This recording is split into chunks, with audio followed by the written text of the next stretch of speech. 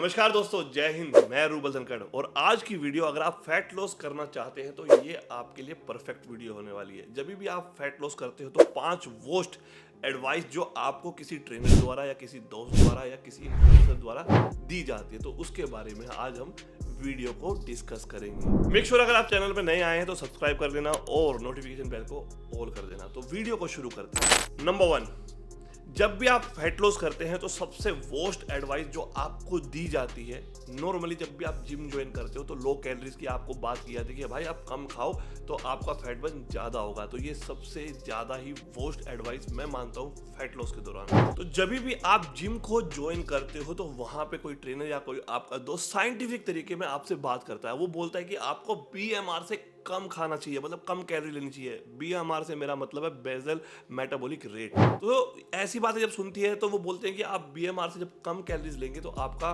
Weight loss होगा। एक according सुनने में तो सही भी लगता है, क्या प्रैक्टिकली सही है?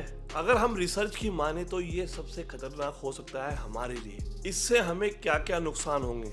अगर हम अपने बेसल मेटाबॉलिक रेट से कम खाते हैं तो हमें बहुत सारे नुकसान हो सकते हैं। नंबर 1, आपके हार्मोन डिसबैलेंस हो सकते हैं। आप टायर्डनेस फील करेंगे, डिप्रेसिव, आप किसी भी काम में अपना फोकस नहीं लगा पाएंगे, मतलब ध्यान नहीं लगा पाएंगे। सबसे मेन जो आपको नुकसान हो सकता है, मेंटली वीकनेस। आपने कभी नोट किया है कि सबसे ज्यादा जो एनर्जी यूज करता है वो हमारा ब्रेन होता है। तो अगर बीएमआर से कम कैलोरीज आप इनटेक करेंगे तो लगभग आपकी कैलोरीज का 20% हिस्सा तो एनर्जी आपका माइंड कंज्यूम कर लेगा। और जब आप स्पेशली इस तरह की डाइट फॉलो करते हो तो उसी में कुछ दिन के बाद ही आप गिव अप कर देते हो और टूट कर खाना शुरू कर देते हो। तो अगर आपको कोई ये एडवाइस दे रहा है कि भैया कम खाओ तो वो गलत है। आपको प्रॉपर न्यूट्रिशन लेना है जिसमें माइक्रो और मैक्रो का सही कॉम्बिनेशन होना चाहिए। बेसिक तौर पे अगर मैं कहूँ तो आप शुरुआत कर रहे हैं तो थोड़ा थोड़ा सीखिए खुद भी। नंबर 2, बहुत सारे सप्लीमेंट मार्केट में ऐसे भी अवेलेबल है जिन पे आप खर्चा तो करते हैं लेकिन उसका वो रिजल्ट आपको नहीं मिलता है। बहुत सारे फैट लॉस से ही रिलेटेड आपको बहुत सारे सप्लीमेंट मार्केट में सजेस्ट होते हैं और किए भी जाते हैं। इवन बहुत सारे लोग तो खर्चा भी नहीं कर पाते हैं, तब भी उन्हें प्रेशराइज किया जाता है कि आप भाई फैट लॉस करना है तो आपको ये सप्लीमेंट लेने होंगे। अगर मेरी माने तो ज़्यादा सप्लीमेंट यूज़ करने की जरूरत नहीं है। जो भी आपके ऊपर प्रेशर डालता है कि ये सप्लीमेंट लो, तो सप्लीमेंट को इस तरीके से भी डिज़ाइन किया जाता है और मार्केट किया जाता है कि आपके इमोशंस और माइंड पे वो कंट्रोल करे, ताकि आप उस तरीके के एडवर्टाइजमेंट को देख के उन पे आकर्षित हो। लेकिन अगर मैं अपने पर्सनल एक्सपीरियंस से कहूँ, आप सही मात्रा में न्यूट्रिशन यानी कि जो घर का खाना है वो भी सही तरीके से लोगे तो आपको फैट लॉस करने में ईजिली आसानी होगी। सप्लीमेंट की बात कहें तो अगर आप सप्लीमेंट के रूप में सिर्फ आइसोलेट प्रोटीन वो भी ऐड कर लें तो आप उसके साथ आप अपने घर के खाने को मैनिपुलेट करके भी इजीली अपने गोल को फैट लॉस को अचीव कर सकते हैं। ऐसा है, अगर आपके पास ज़्यादा पैसे नहीं हैं तो आपको सप्लीमेंट सिर्फ प्रोटीन पे ही खर्चा करना चाहिए। अगर आपके पास एक्सेस अमाउंट में पैसे हैं, जैसे कि अगर मेरे पास पैसे हैं और मुझे एनर्जी फील नहीं होती है, तब जाके मैं प्री वर्कआउट प्रेफर करूँगा, नहीं तो मैं कॉफ़ी से भी काम चला सकता हूँ। तो इसी तरीके से मैं हमेशा अपने भाइयों को या सजेशन देता हूँ, खुद भी अगर पैसे हैं थोड़े और उसका आपको सही तरीके से इस्तेमाल करना है फैट लॉस में या किसी भी और तरीके से, तो आप प्रोटीन, वे प्रोटीन या आइसोलेट प्रोटीन पे ही इन्वेस्ट करो। Number 3, flexible dieting. आजकल का बहुत ही तगड़ा ट्रेंड चल रहा है फ्लेक्सिबल डाइटिंग को लेके। देखिए, मेरा कोई मतलब मैं खिलाफ नहीं हूँ अगर देखा जाए तो फ्लेक्सिबल डाइटिंग की, लेकिन लोगों ने ना इसको अपने अकॉर्डिंग ढाल लिया है। बहुत सारे कोचेस, बहुत सारे मेरे भाई या बहुत सारे मेरे दोस्त फ्लेक्सिबल डाइट करते हैं, मैं खुद भी करता हूँ। लेकिन जो हमारे भाई हैं जो फैट लॉस करना चाहते हैं, यानी कि आपको फ्लेक्सिबल डाइटिंग का मतलब समझना होगा।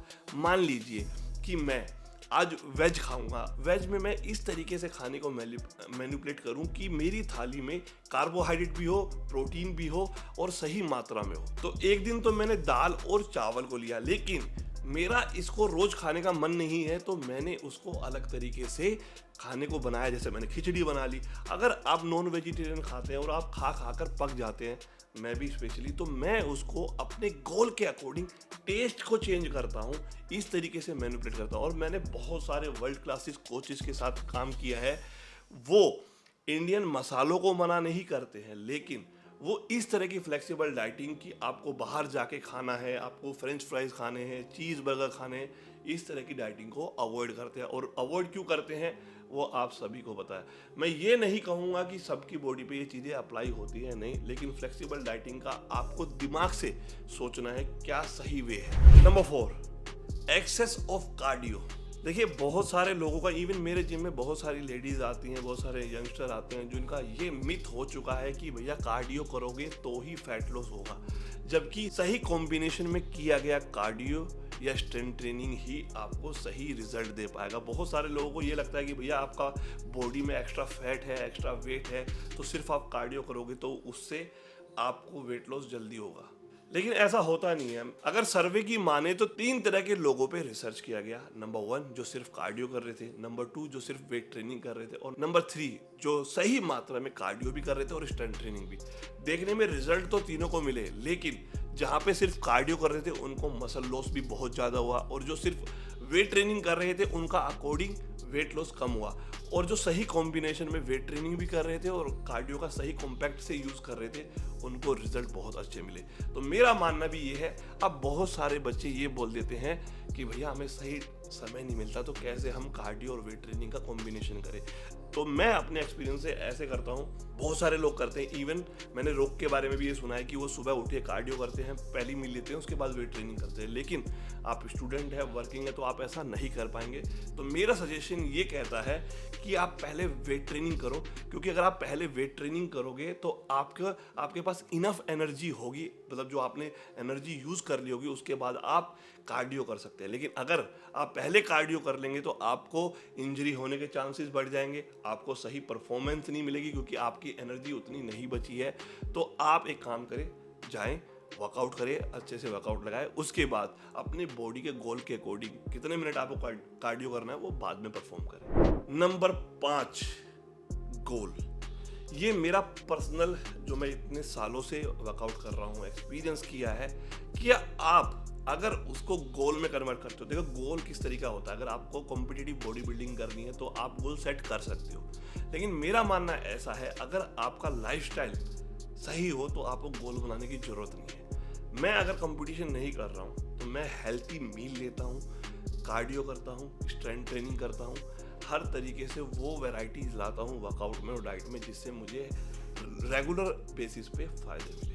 तो आप गोल को तभी सेट कीजिए जब आप परफॉर्म करना चाहते हो प्रोफेशनली, या आपका कोई बहुत जैसे शूट है या कोई फिल्म है या कोई आप कहीं पे जाके प्रेजेंटेशन देना चाहते हो, तो ही आप गोल को सेट करें। नहीं तो गेनिंग लॉस इसमें लगे रहेंगे तो परफेक्ट नहीं कर पाएंगे। बिकॉज मेरा मानना ऐसा है, मैं अभी गुरु मान जी से भी मिला था, उन्होंने भी यही कहा था कि वो कभी भी हाई कैलोरीज पे नहीं जाते हैं, बैलेंस रखते हैं, मतलब अपनी रिक्वायरमेंट के हिसाब से वो लो ही रखते हैं, जिससे वो पूरे 12 महीने अच्छे दिखते हैं, हेल्थी रहते हैं, फोकस रहते हैं।